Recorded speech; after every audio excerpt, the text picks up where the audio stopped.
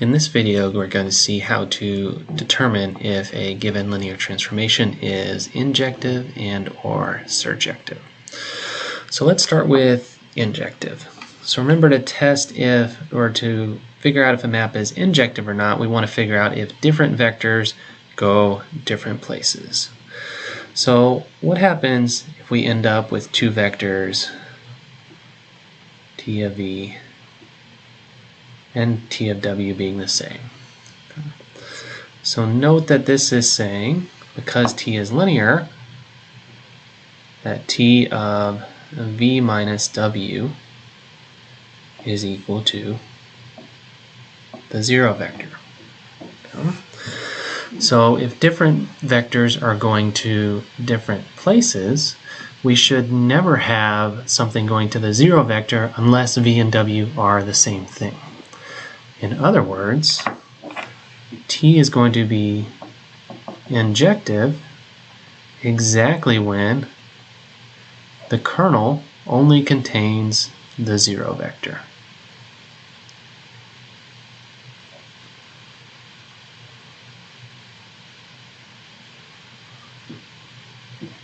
So if we want to determine if our map is injective or not, we proceed as if we're going to write down a basis for the kernel. We don't have to actually write that down, but we do have to observe how many things are going to be in it. Right? So the zero vector is always in the kernel because every linear transformation maps the zero vector to the zero vector. As soon as we can see that there are more things in the kernel, then we know our map is not injective. If we see that 0 is the only thing in the kernel, then we know our map is injective. So let's look at this example I have written down here, given by the standard matrix written down there. If we wanted to find the kernel of this linear transformation, we would think about the system of equations producing zeros.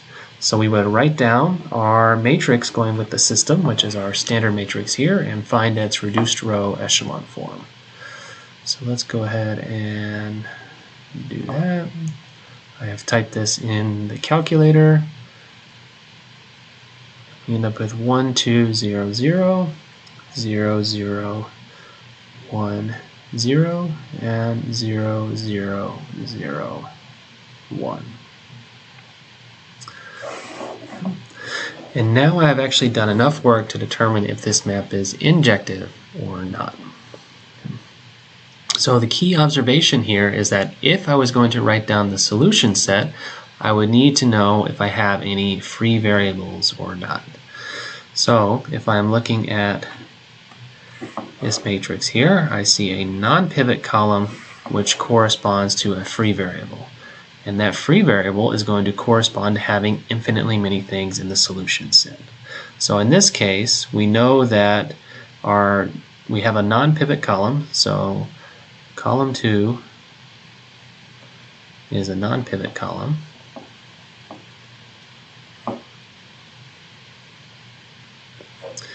Which tells us that the kernel of t has infinitely many vectors.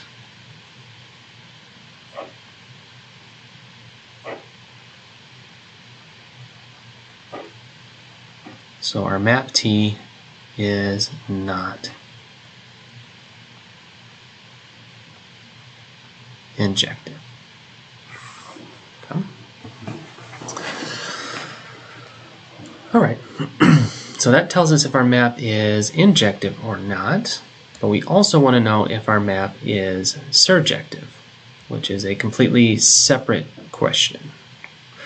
So a map's going to be surjective when the image fills up the entire codomain, in this case R3.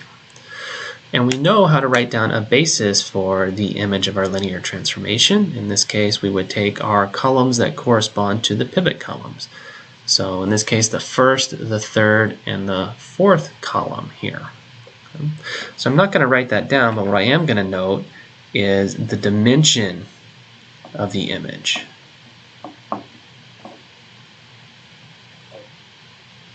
Okay. So we had 3 pivot columns, which means I was going to write down 3 vectors in that basis. So the dimension of the image is 3, which is the dimension of the codomain. In this case, R3. So let me emphasize here that this was the codomain. And the only three-dimensional subspace of a three-dimensional space is the whole thing itself.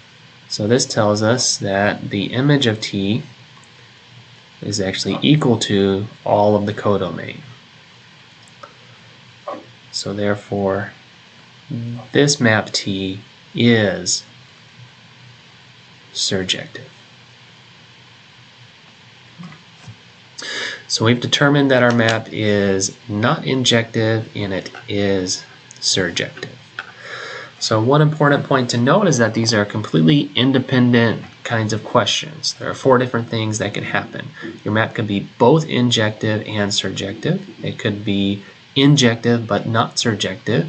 It could be not injective and surjective like this one, or it could be neither injective nor surjective.